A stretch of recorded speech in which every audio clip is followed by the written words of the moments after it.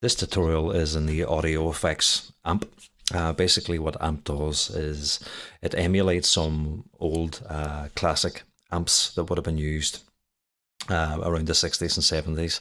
And basically these amps were renowned for creating a particular type of tone to your sound. It can completely change your sound. It can add different dynamics, distortion, and all sorts of other lovely color to your sound. They don't need to be used solely for guitars. They can be used for synthesizers, pianos, drums, whatever you like. So I'm just going to do a wee demonstration here as to how it works with one of the electric pianos within Ableton. You can experiment with this with anything. It doesn't, as I say, need to be it doesn't just need to be guitars. So there's basically a number of different settings. You have clean, boost, blues, rock, lead, heavy, and bass. So let's get them out of the way for now. So let's look at clean. Clean emulates a classic 60s amp that was used by guitarists. And basically the way that this amp worked was it created a particular type of tone and sound that guitarists of that era really enjoyed, and it became famous essentially, because of the color and sound that it added. So we're going to go through that. We're also going to, well, actually, let's start off with that. So what I'm going to do is I'm going to just go over here and click on clean. And then what I'm going to do is I'm going to experiment with some of the sounds.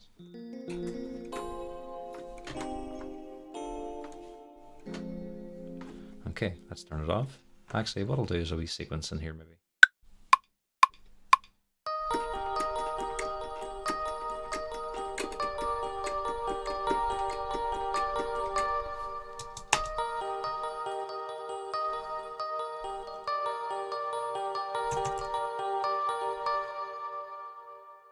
Okay, so I'll just loop that.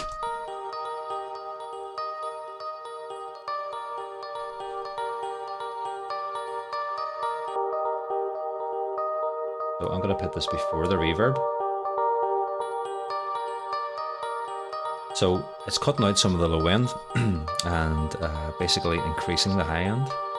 Now your gain is basically the preamp input. So if you're looking to distort your sound, you would crank up the preamp here at the gain. So what this will do is it will drive the signal going into the amp, and that way it will give you extra upper harmonics distortion. So let's have a listen.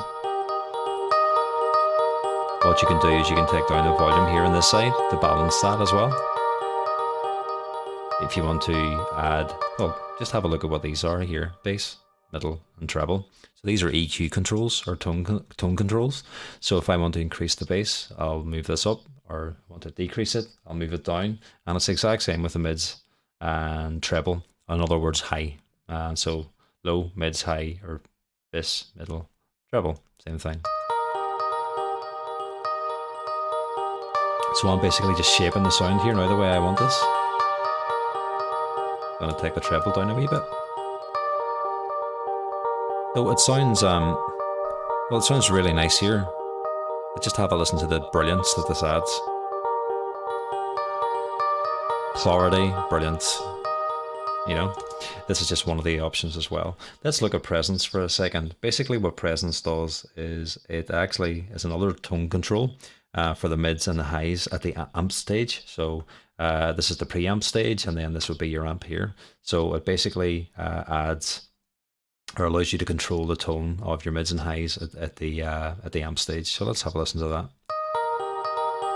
This will make it brighter. This will make it duller.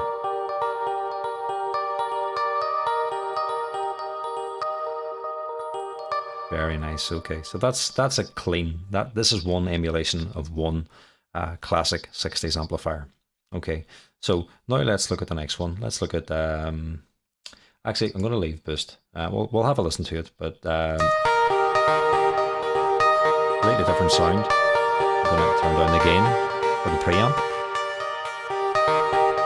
and maybe just take it down from the output and keep some of that distortion. Take the bass down a wee bit.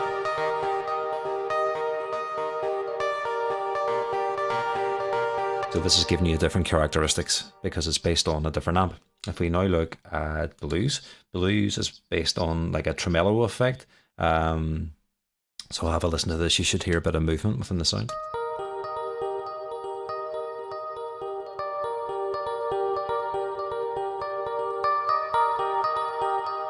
Really, really nice.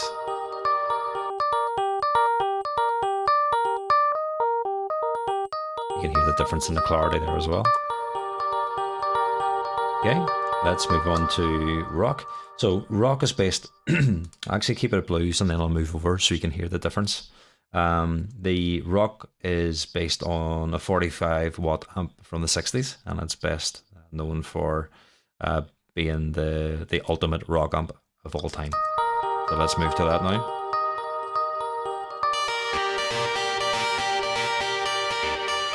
Change the settings to your taste.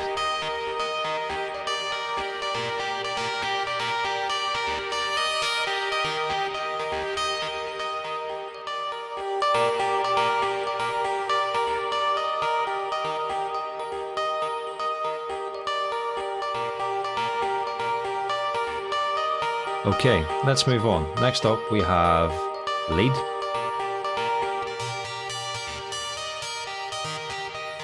Different sound again.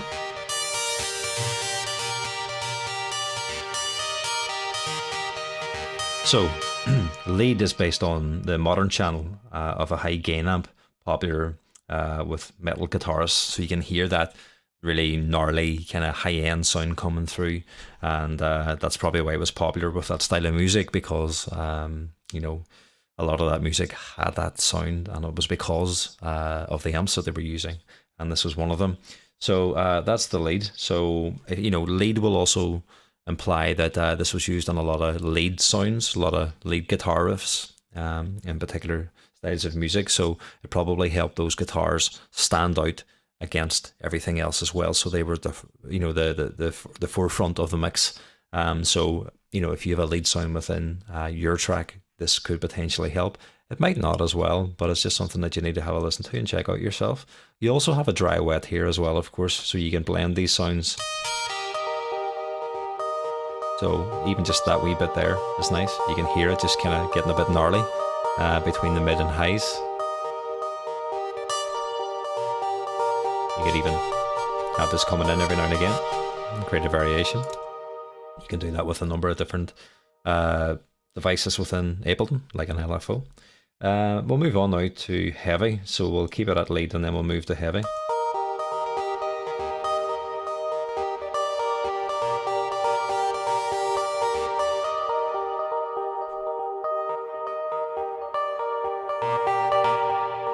I'm going to keep the gain down on this. Keep the bass around there.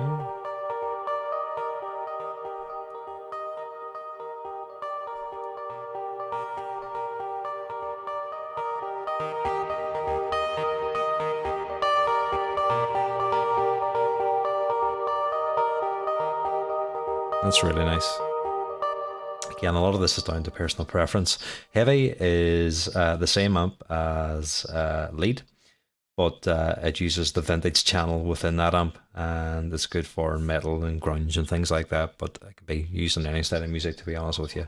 You know, again, it's good for mid to upper harmonics, and again, you can use it for that. So that is heavy, and then if we move on then to bass. So what is bass? Well, you know, you have an idea what bass is going to be for, I'd imagine, and I'm going to bring in a pitch shifter here, and I'm going to use it to pitch down this MIDI pattern that I have, so we can hear it in action. Okay, so let's go to bass a wee second.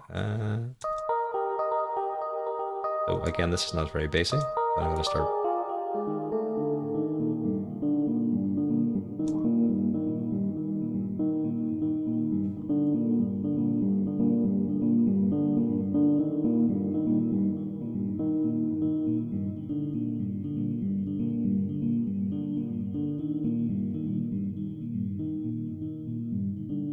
I'm not really doing this justice, to be honest, with this sound.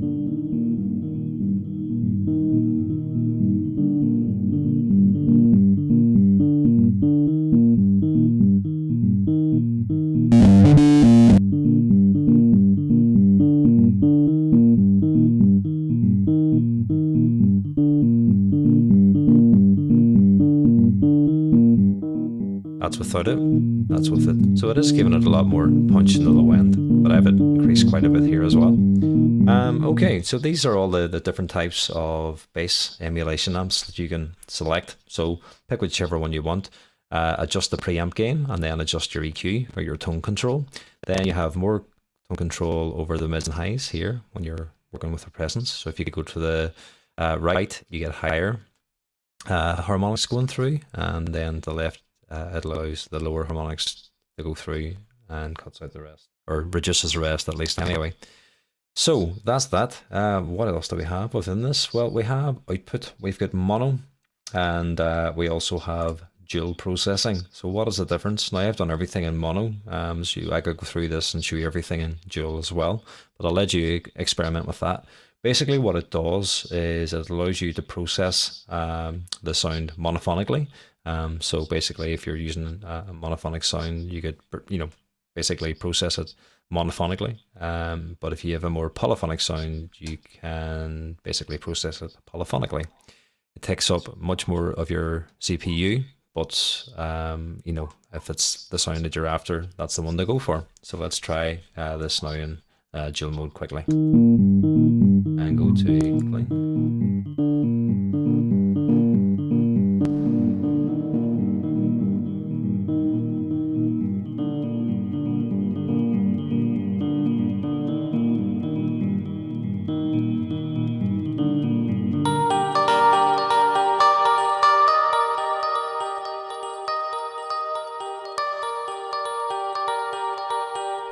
Yep, basically sounds a wee bit more spacious, as you would imagine.